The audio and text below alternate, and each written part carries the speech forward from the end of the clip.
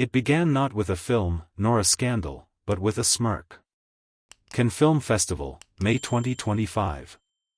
Keanu Reeves, enigmatic, nearly ageless, stood beneath chandeliers at the Grand Theatre Lumière, promoting Simulacra, Protocol Eden, a sci-fi thriller about collapsing simulations.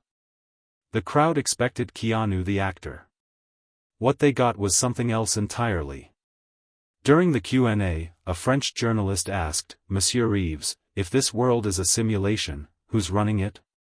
Keanu chuckled, leaned forward, and delivered the line that changed everything. "Trump feels like a glitch. A bug in the system. Maybe even the anti-hero, a virus never debugged." Laughter rippled through the room. Some froze.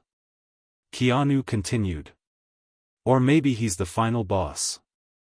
A mirror we coded for ourselves." Then the line that blew up the internet. "I haven't been me since 2003. They replaced me after The Matrix Reloaded. What you've seen? That's version 2.0. Silence. Then chaos. Clips trended globally. Hashtags exploded, hashtag Keanu unplugged, hashtag Trump is a glitch, hashtag Keanu 2.0. Pundits debated, was it performance, confession, or something more? In Mar-a-Lago, Trump watched the clip. Mid-sip of Diet Coke, his face tightened. "Keanu who?" he muttered, before firing off a Truth Social post. Truth by Donald J. Trump. "Keanu Reeves, or Clone You Reeves, says I'm the glitch. I'm the only real one.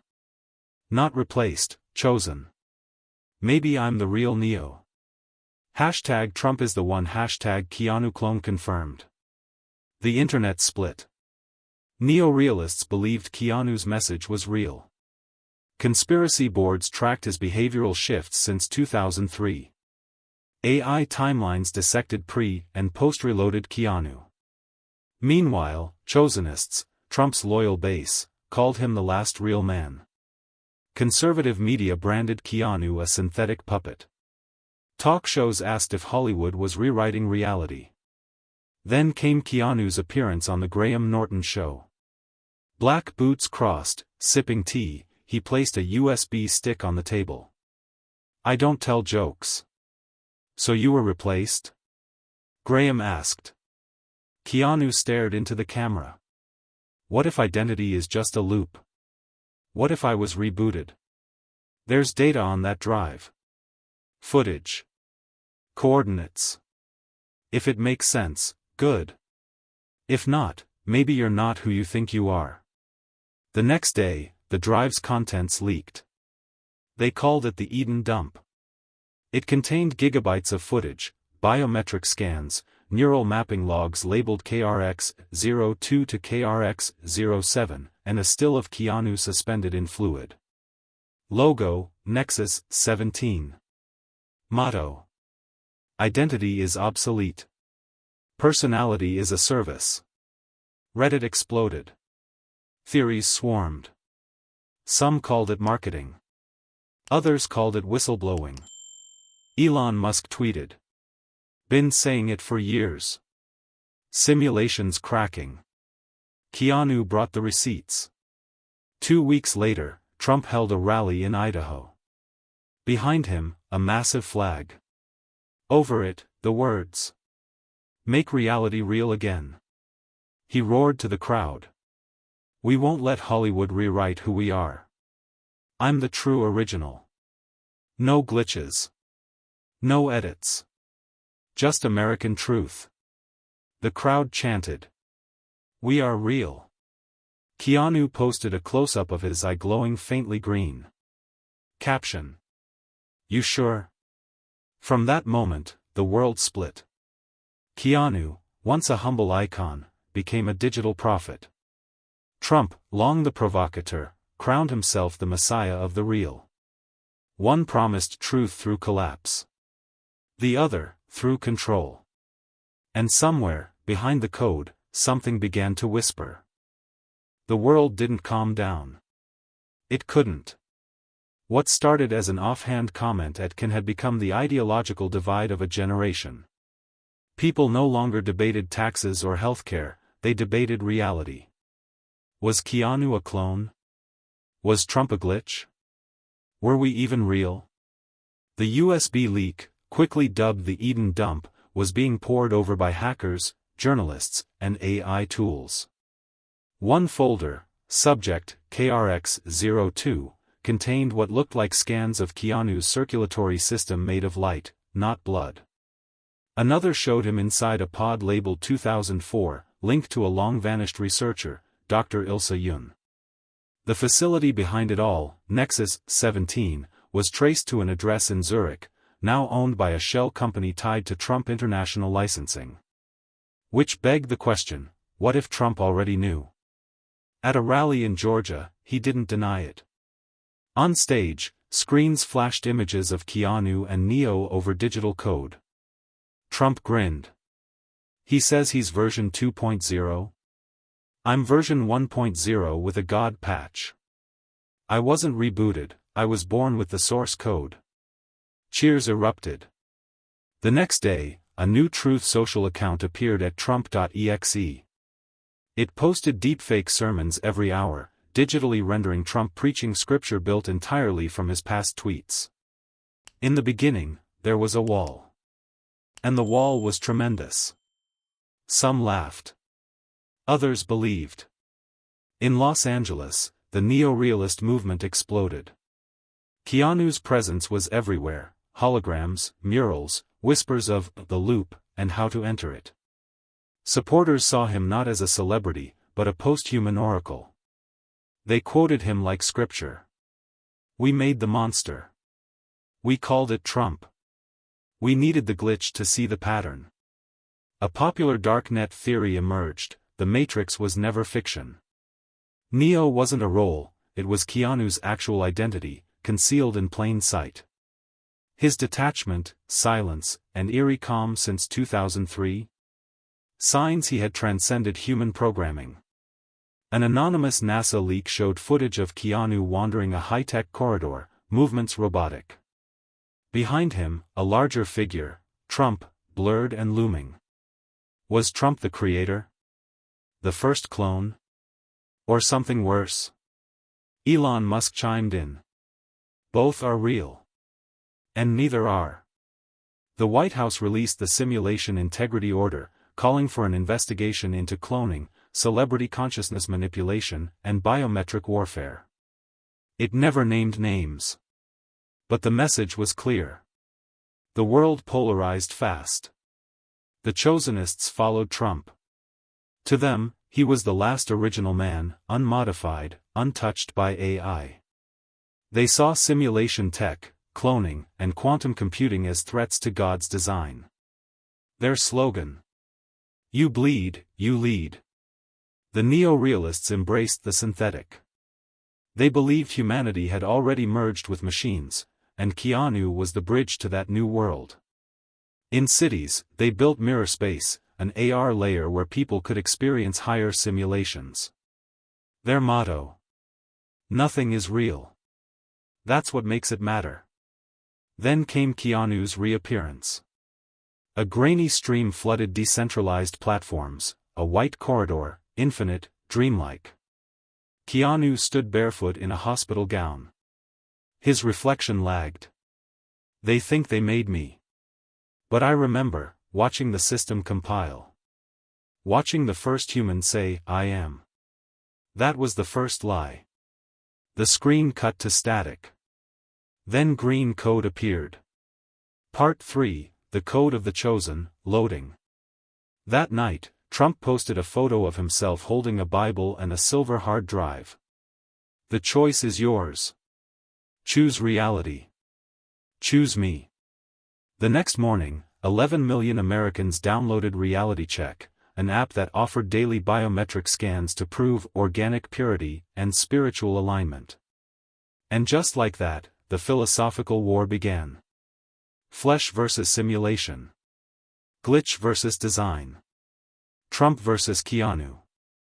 And humanity, caught in the middle, scrolling, uploading, staring into mirrors, wondering if the voice in their head was theirs, or the system's.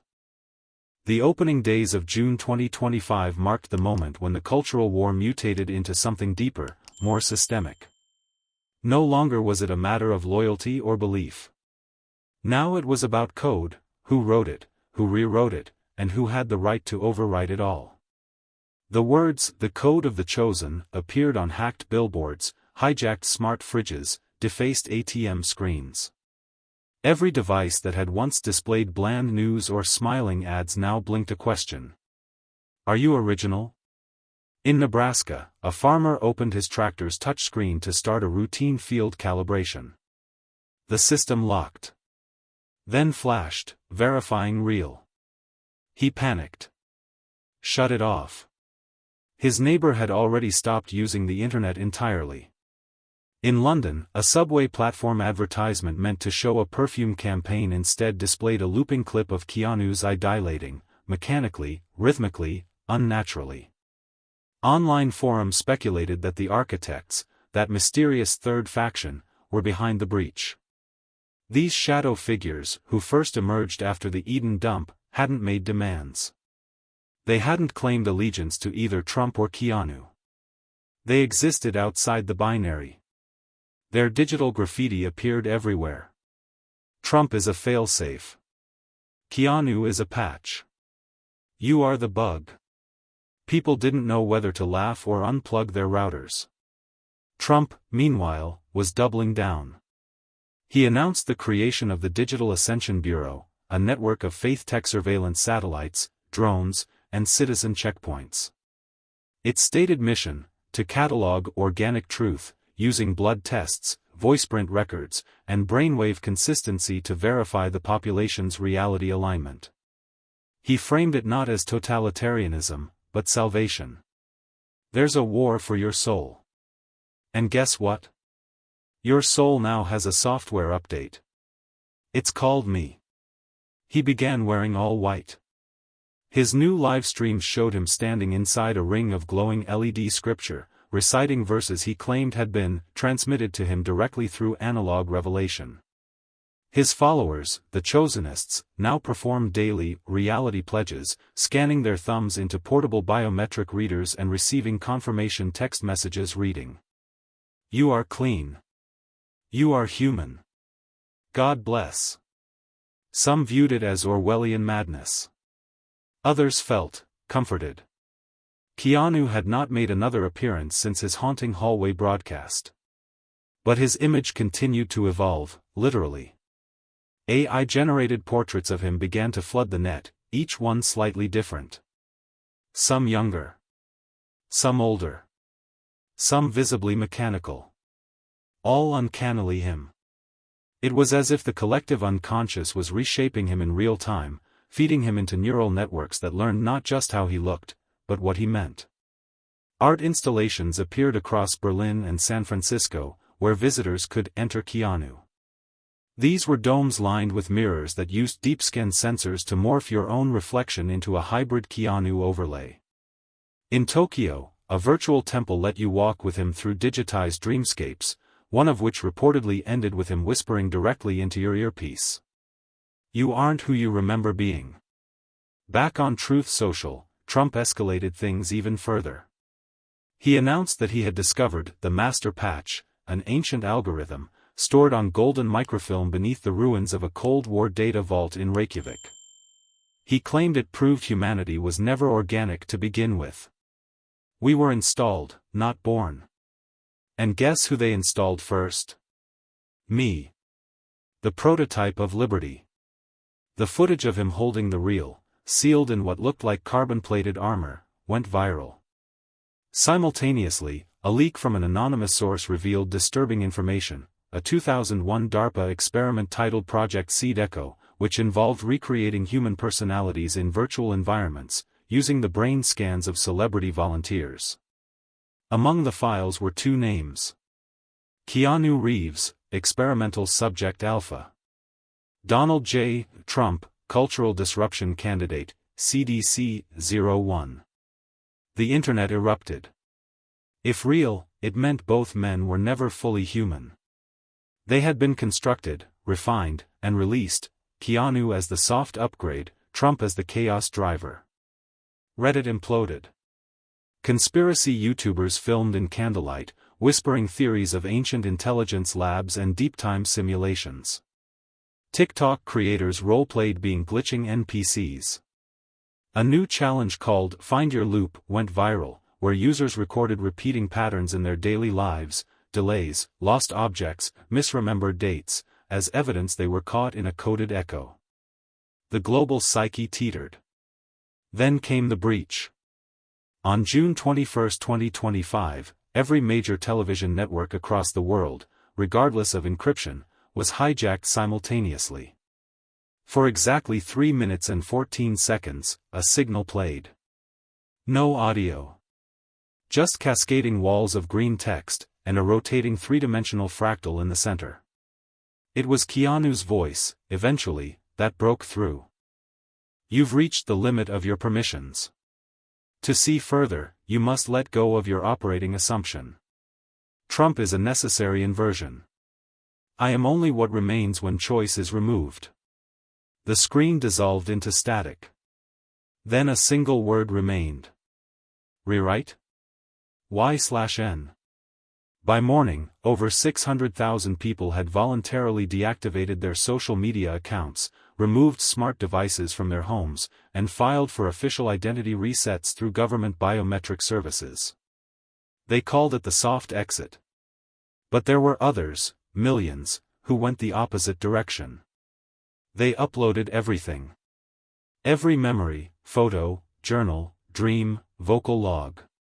They fed their lives into quantum cloud simulators and asked the machines to remake them in truer form. Some came out with new names. Some came out looking like Keanu. And one came out, speaking in Trump's voice. Around the world, the air thickened with the same, impossible-to-define fear. It wasn't nuclear. It wasn't viral. It was metaphysical. As if reality itself had lost its contract and was now free to improvise. In abandoned subway tunnels, in glitched metaverses, in candlelit churches of both code and creed, the same phrase was whispered again and again. We were never real. But now we get to decide what is. A choice was coming. And with it, a collapse. Or an awakening. The question burned everywhere. Rewrite? Y/N. Some dismissed it as viral marketing. Others claimed the signal had come from beneath the Arctic, pulsing through a subterranean fiber ring installed during the Cold War. But the effects were unmistakable. Something had changed. For 1 hour following the breach, the global internet entered what would later be called the pause. It wasn't a blackout. More like a breath. Videos stalled mid-frame. Voices clipped, then resumed out of sync. Social media feeds looped old posts. GPS apps spun endlessly. Heart monitors displayed temporary, rhythmic synchronization. Time seemed to bend. When it snapped back, everything felt off, just by a fraction. Like the world had been backed up, rewound, and played forward again, but not in the exact same order. People began reporting looping dreams. Always the same hallway. Sometimes red lights. Sometimes green. Always a voice whispering. To remember the real, forget the rewrite. Within 24 hours, neo-realist enclaves in Berlin and San Francisco lit up with augmented graffiti, digital code that hovered over buildings visible only through mirror space lenses. One read. The inversion key has been turned. No one knew what the key was. But theories emerged. Some believed Keanu had inserted a recursive logic bomb into the simulation, a philosophical backdoor that would force users to confront the unreality of their own identity. Others believed it was literal, an actual mechanism, hidden somewhere in subreality, that could reset consciousness at the source level. And then there were the architects. They hadn't posted since May. But on June 24, they returned with a message broadcast across decentralized radio frequencies. Trump is the loop. Keanu is the gate. We are the lock. The inversion key unlocks you. In rural Arizona, Trump staged what he called the final calibration. Surrounded by thousands of followers, he stood inside a gold-lit ring of biometric projectors. Each attendee wore a thin copper band across their foreheads, humming faintly with static. Trump raised both hands. The crowd went still. This isn't about clones. This isn't about Keanu. This is about authenticity. The system tried to rewrite us, but I rejected the update. I am the real patch. He revealed a device strapped to his chest, smooth, metallic, etched with what appeared to be Hebrew code. He called it the Ascension Unit. No one knew what it did. But when it powered on, the Earth's magnetic field wobbled, detectable only to satellites and high-altitude balloons. That same moment, across the world, Keanu appeared. Or rather, a version of him. In Prague, a mirror in a museum began glitching. Keanu's face appeared, fractured, multiplied. In Seoul, digital traffic signs distorted into ASCII maps of the human brain. In Johannesburg, an entire city block's lights flickered in Morse code. The gate opens inside. Then, a live stream emerged, uncaptioned, untagged, anonymous. Keanu stood barefoot in a white corridor. No doors. Just a console made of flickering code. He whispered. The inversion isn't destruction. It's awareness. You weren't overwritten. You just stopped reading your own code. Behind him, the hallway split, folding inward, impossibly. And for a single second, a figure was visible at the far end. It looked like Trump. But not that Trump. Older. Emaciated. Glitching slightly. He held a cracked mirror. The feed ended. Panic set in. People reported seeing themselves speak before they opened their mouths. Facial recognition software returned unknown for verified citizens. One woman in Buenos Aires logged into her bank account only to find a message. Identity awaiting confirmation from original host. The simulation, if that's what this was self-questioning. Back in Washington, a classified briefing labeled Project Gemini was leaked. The document revealed that both Trump and Keanu were created using dual consciousness templates. A split identity system, one real, one simulated, meant to interact across multiple layers of reality for ontological durability testing. The real twist? It implied everyone born after 1980 had a mirrored version in another layer. The only difference was which side was writing the code. The final page of the document contained a single sentence. If you're reading this, you may be the inversion. Across both ideological spheres, chosenist and neo-realist, cracks began to form. The edges of belief curled inward. Keanu's followers began whispering that he might now be the loop. Trump's loyalists noticed inconsistencies in his voice, his eyes, the rhythm of his speeches. A third path was forming. Not between Keanu and Trump, but beneath them. Those who chose neither began calling themselves the decoded. Their mantra was simple. We were never written. We wrote ourselves. The simulation, whatever it was, had become recursive. Reality was no longer stable. In the final seconds of June 30th, a new symbol appeared across all devices that had ever accessed mirror space. A sideways hourglass, slowly unraveling. Then, green text.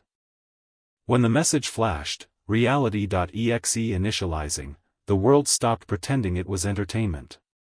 No more memes. No more jokes. Even cynics fell silent. Something was changing, deeply and eerily. It began with mirrors. Not always. Not for everyone. Just, occasionally. A reflection would blink late, or smile when your real face didn't.